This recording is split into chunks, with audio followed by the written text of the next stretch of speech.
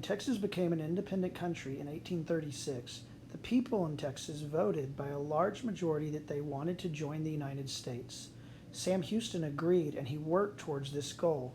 The United States, though, was reluctant to annex Texas. They were worried about angering Mexico and causing possibly a war. Also, the United States was worried because Texas was a slave state. The slave issue was a problem. It would have thrown off the balance between free and slave states in the United States Senate, and so the free states were opposed to Texas joining because they were trying to not have slavery spread in the United States. Well, during the Republic of Texas period, the population continued to grow every year with people from the United States.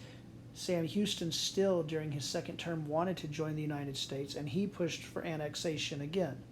The president in the United States was John Tyler. He became president when William Henry Harrison died in office. And John Tyler liked the idea of Texas joining the United States. So in April 1844, a treaty of annexation will be signed between the United States and Texas. Under this treaty in 1844, Texas would become a territory, and the U.S. would pay all $12 million of Texas's debt. When the treaty went to the Senate, though, the United States Senate rejected the treaty of a vote of 35 against 16 because of the slavery issue. Then things start to look up for Texas joining the United States. In 1845, we see the beginning of a movement, what's known as Manifest Destiny.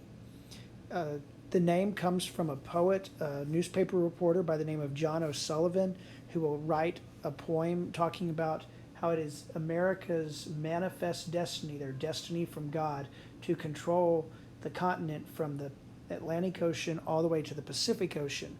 And people are going to believe in this. They're going to believe that God had ordained them to control all of the present-day United States all the way to the Pacific Ocean.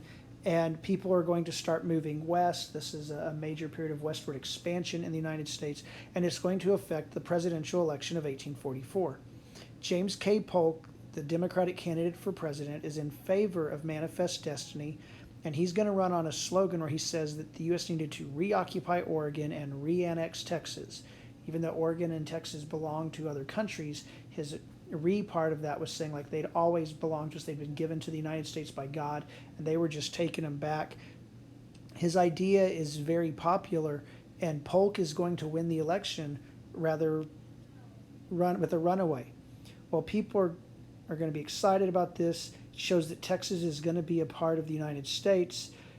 But before Polk takes office, John Tyler is still president, and so John Tyler is going to push hard for annexation. Tyler is going to negotiate with Texas. He's going to have Congress pass what's known as a joint resolution. This is a statement passed at the same time by both houses of Congress. It's a way to get a bill pushed through quicker. And so John Tyler is going to use a joint resolution to push Texas's annexation into the United States through Congress. And on February 28, 1845, Congress will pass the joint resolution making Texas officially a part of the United States.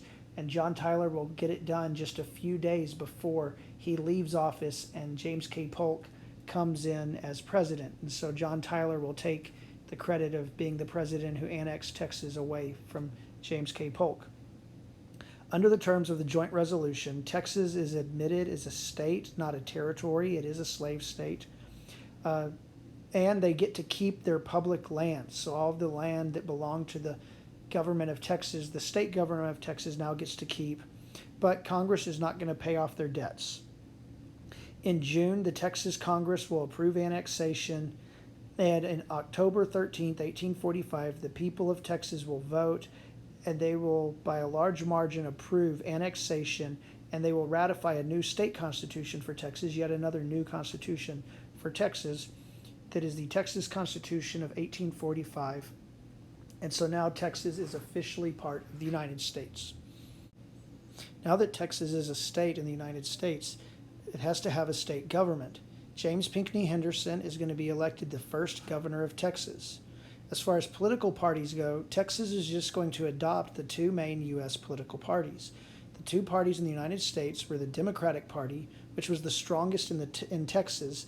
This is because the Democratic Party was the dominant party in the South, and because of Texas's location and the fact that many Texans had come from the United States South, they're going to dominate, the Democratic Party is going to dominate Texas politics. Also, the Democratic Party supported agriculture, it supported states' rights, that said the states had more power than the federal government, and the Democratic Party is going to support slavery, and so Texas is going to mostly side with the Democratic Party. The other party in the United States is the Whig Party. The Whig Party opposed slavery and was opposed to the annexation of Texas. In 1856, the Whigs and others are going to join together to form the Republican Party. There were other political parties in the country also. You'd have third parties that would rise up and disappear. One that was around at this time, a third party, was the Know Nothing Party. This focused on what was known as nativism. It was the belief that the government should focus on the interests of people born in America, people who they said were native to America.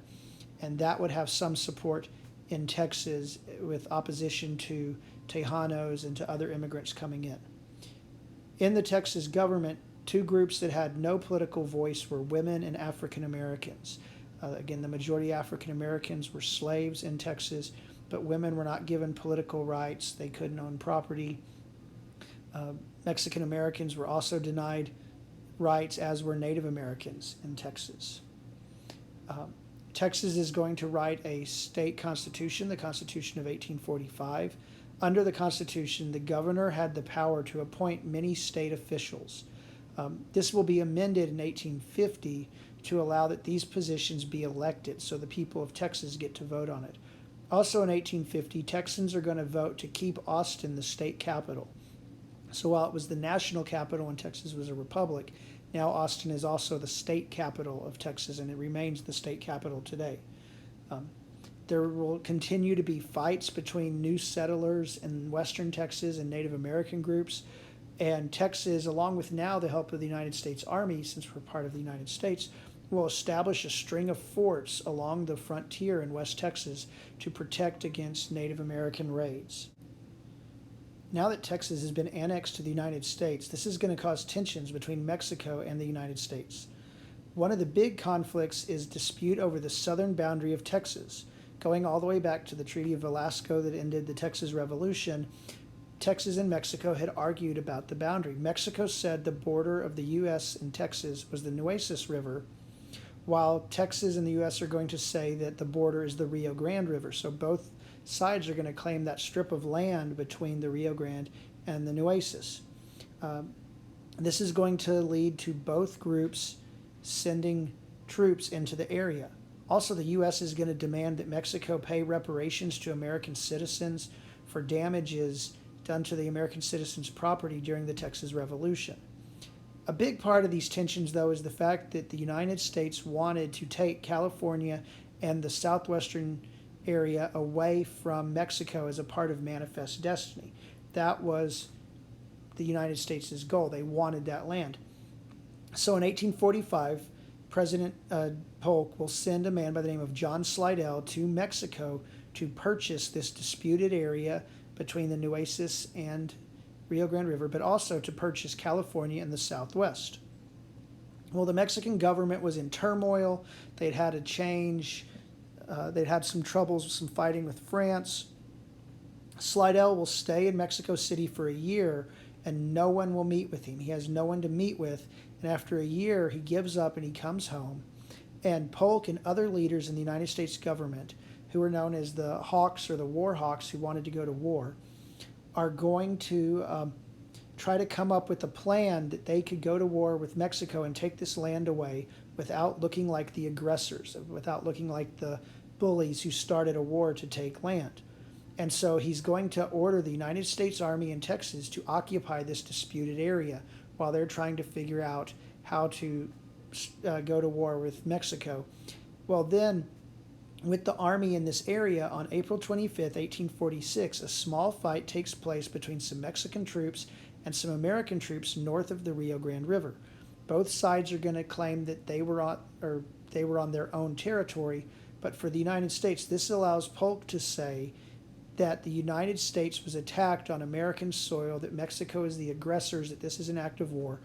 And on May 9th, 1845, The United States will declare war on Mexico, leading to what's known as the U.S. Mexico War, or sometimes the Mexican-American War. The war is over very quickly. The U.S. will easily defeat Mexico. The Mexican government will bring Santa Anna back as a general to help fight the United States, and Santa Anna will immediately make himself dictator again. He will have a very large army, just like with the Texas Revolution, and he is still a very effective general. But on September 1846, at the Battle of Monterey, U.S. General Zachary Taylor will win a significant battle against the main Mexican forces. Taylor and the Mexican army will sign an armistice, which means it's an agreement to stop fighting. So the U.S. soldiers and the Mexican soldiers sign this armistice saying we won't fight anymore and we'll let the politicians work it out. President Polk is going to reject this agreement, though, because it doesn't give the U.S. the opportunity to get the land they want. And he's going to order the United States troops to keep attacking. So Taylor's going to march south towards Mexico City. General Winfield Scott is going to land at Veracruz and march north towards Mexico City. At the same time, American troops will attack and capture Santa Fe, New Mexico.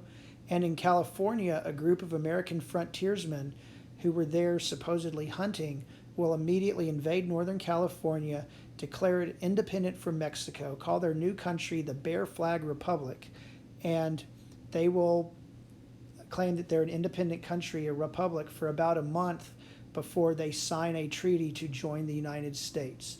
And so they will pull California into the U.S. that way. Meanwhile, the biggest major battle of the war is the Battle of Buena Vista in February of 1847. It's a very large battle, thousands of troops on each side, very bloody, but in it, the United States will defeat Santa Anna. Santa Anna will be forced to retreat, and that puts an end to his really efforts to stop the United States. There is another battle that's rather humorous, the Battle of Cerro Gordo. It also involves Santa Anna. It's a U.S. victory. In this case, in the case of this battle, very similar to the Battle of San Jacinto. Santa Anna and his men get caught off guard. They're having lunch when the American soldiers come rushing in. Santa Anna is going to run away. When he does, though, the Americans are able to seize a whole bunch of Mexican gold that Santa Anna was going to use to pay his soldiers. But also, before the U.S. Mexican War, Santa Anna had lost his leg when Mexico was having some issues with France. He had it blown off by French sailors. And when he runs away, he leaves behind one of his wooden legs, which the soldiers will take back to their home in Illinois as a memento, and it's still there in the town museum. Then, September 13th, 1847, the U.S. will capture Mexico City. So the war is over. It's now time to sign a treaty. The treaty that they sign is the Treaty of Guadalupe Hidalgo, signed on February 2nd, 1848.